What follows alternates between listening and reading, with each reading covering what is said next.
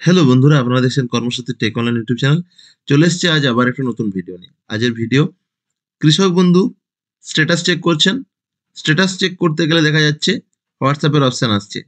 তো এই হোয়াটসঅ্যাপের অপশন দিয়ে কি করতে পারবেন সেই নিয়ে আজের ভিডিও। ভিডিও শুরু করার প্রথম বলবো, এই চ্যানেল নতুন হয়ে গেলে চ্যানেলটি অবশ্যই সাবস্ক্রাইব করে নেবেন। বিভিন্ন গুরুত্বপূর্ণ খবরের আপডেট পেতে পাশে থাকা বেল আইকনটি প্রেস করে নেবেন। ভিডিও ভালো লেগে থাকলে লাইক, কমেন্ট ও শেয়ার করবেন।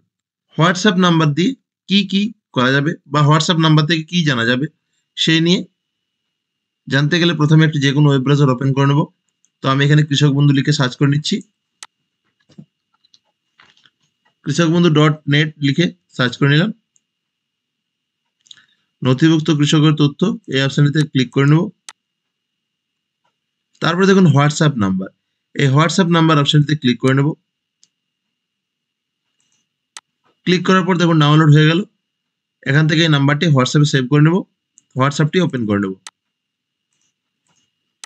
এই পিডিএফটি ওপেন করে নেবো যেটি ডাউনলোড হয়েছে। এখানে লেখা রয়েছে, আপনার কৃষক বন্ধু সুবিধার বর্তমান অবস্থা জানতে অনুগ্রহ করে হোয়াটসঅ্যাপ নাম্বারটিতে নমস্কার লিখে পাঠান। তো এখানে হোয়াটসঅ্যাপ নাম্বার কৃষক বন্ধু সেভ করে নিয়েছি, চলে এসছে। এখানে নমস্কার লিখবো,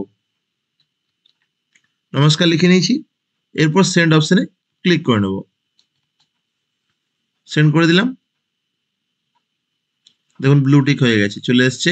পশ্চিমবঙ্গ সরকার, পশ্চিমবঙ্গ সরকারের কৃষি বিভাগ আপনাকে স্বাগত জানায়, আপনার পছন্দের ভাষা ঠিক করুন। তো এখানে আমি বাংলা চয়েস করে নিলাম, বাংলা চয়েস করে নিয়েছি। এরপর চলে এসছে, আপনার পছন্দের ভাষা জানার জন্য ধন্যবাদ। নিম্নাক্ত যে কোনো প্রকল্পের বিষয়ে আপনার জিজ্ঞাসা প্রতিক্রিয়া জানাতে আমি আপনাকে সহায়তা করতে পারি। দয়া করে আপনার প্রকল্প পছন্দ করুন। তো প্রকল্পগুলি দেখান অপশনে ক্লিক করলাম। এখানে চলে এসছে কৃষক বন্ধুর নতুন প্রকল্প, আর দ্বিতীয় রয়েছে বাংলা শস্য বীমা। তো বাংলা শস্য বীমা অপশনটিতে ক্লিক করে নেব। যে বিষয় জানতে চান সেই বিষয়টি ক্লিক করে নেবেন। তারপর সেন্ড অপশনে ক্লিক করে নেব।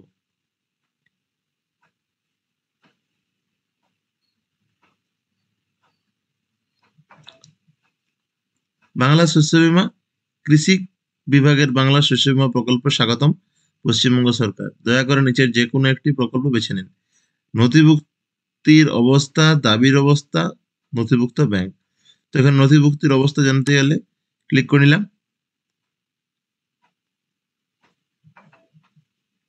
অনুগ্রহ করে আপনার ইপিক নাম্বার অথবা আধার নাম্বার অথবা মোবাইল নাম্বার টাইপ করুন। তো এখানে যে কোনো একটি টাইপ করতে বলা হয়েছে। উদাহরণ দেওয়া রয়েছে, ইপিক এর জন্য ই, আধারের জন্য এ, মোবাইল নাম্বারের জন্য এম লিখে নাম্বারটি লিখতে হবে। তো আমি এখানে মোবাইল নাম্বার যাবে এম লিখে দিলাম, নাম্বারটি বসিয়ে দেবো। বসিয়ে সেন্ড অপশনে ক্লিক করে নেব।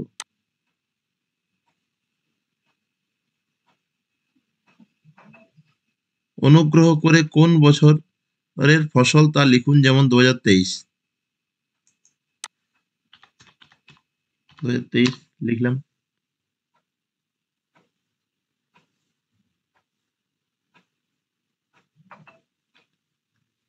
বাংলা শস্য বীমা ফসলের সময়কাল বেছে নিন। দয়া করে নিচের থেকে মৌসুম পছন্দ করুন। খারিফ, খারিফ মরশুম চয়েস করে নিলাম।